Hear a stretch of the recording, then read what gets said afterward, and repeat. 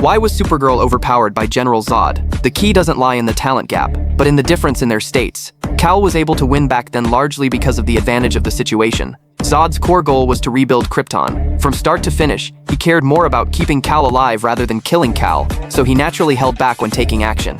At the same time, Cal had been exposed to the radiation of the yellow sun on Earth for a long time, which was equivalent to being constantly fully charged. His physical strength, endurance, and recovery had stabilized at a high level. Finally, when the reconstruction plan completely fell apart, Zod's fighting purpose was replaced by emotions, making it easier for him to make mistakes in rhythm and judgment. This was when Cal got the real opportunity to finish off his opponent. Supergirl, however, faced the opposite situation at the start. She had been imprisoned in an environment with almost no sunlight for a long time.